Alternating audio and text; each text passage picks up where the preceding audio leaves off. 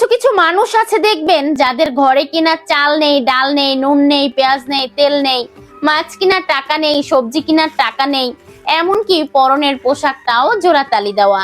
বাহির থেকে দেখে মনে হবে তারা অনেক কষ্ট করেই জীবনযাপন করছে, অথচ সেই মানুষগুলোই কিছুদিন পর পর জমি কিনে, বাড়ি করে, গাড়ি করে, ব্যাংকে লাখ লাখ টাকা জমায়।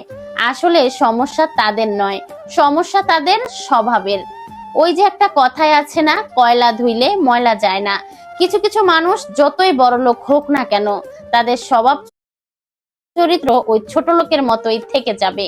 আবার এমন কিছু মানুষ আছে দেখবেন যাদের কিছুই নেই, ব্যাংক ব্যালেন্স নেই, বিঘায় বিঘায় জমি নেই, তারপরে ভালো বাড়ি গাড়িও নেই, তারপরেও দেখবেন তাদেরকে দেখে মনেই হয় না যে তাদের কিছুই নেই, কারণ তারা জীবনযাপনই ওই রকম করে। যতটুকু আছে ততটুকু দিয়ে চেষ্টা করে সুন্দরভাবে জীবনযাপন করতে। ওই ফকিন্নির মতো চলাফেরা তারা আবার করতে পারে না।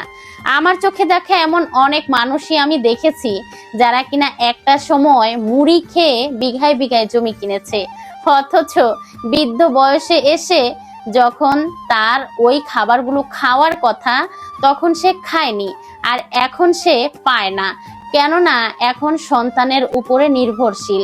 আর নিজে কষ্ট করে যে জমি জমা কিনেছে তা তো সন্তানদেরকে বৃদ্ধ বয়সে অনাদরে, অযত্নে, অবহেলায় নিজের শেষ নিঃশ্বাস ত্যাগ করতে হচ্ছে। তাহলে কি দরকার এমন ব্যাংক ব্যালেন্সের, কি দরকার এমন বিঘায় বিঘায় সম্পত্তির? আমার কাছে মনে হয় কোনো দরকারই নেই আমার এমন সম্পত্তি। আমার যতটুকু আছে আমি আসসালামাইকুম, মাত্র 320 টাকায়। আমার যখন যেটা দরকার, আমার যখন যেটা ইচ্ছা, আমি তখন সেটাই পূরণ করব। আমি যখন বৃদ্ধ হয়ে যাব তখন আমার ইচ্ছা পূরণ করার দায়িত্ব কে নিবে? আমাদের স্বল্প আয়, আমার হাজবেন্ড একাই করে আমার 2 ছেলের লেখাপড়া, আমরা 3টা মানুষ ওই একটা মানুষের ঘাড়ের উপরে।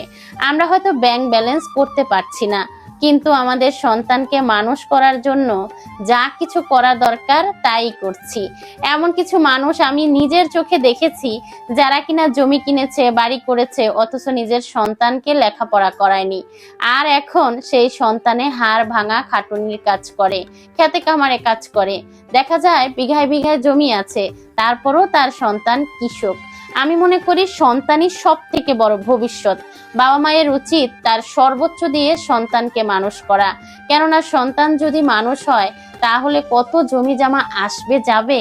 যাই হোক, আপনাদের সাথে তো আমি অনেক গল্প করলাম, আমি আমার মন্তব্য জানিয়েছি। জানি না কার কাছে কেমন লাগবে, কারো কাছে ভালো নাও লাগতে পারে, আবার কারো কাছে ভালো লাগতে পারে।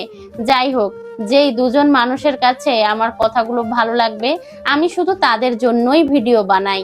ইদানিং আপনারা আমার ভিডিওগুলো এত বেশি পছন্দ করছেন, খুব সুন্দর সুন্দর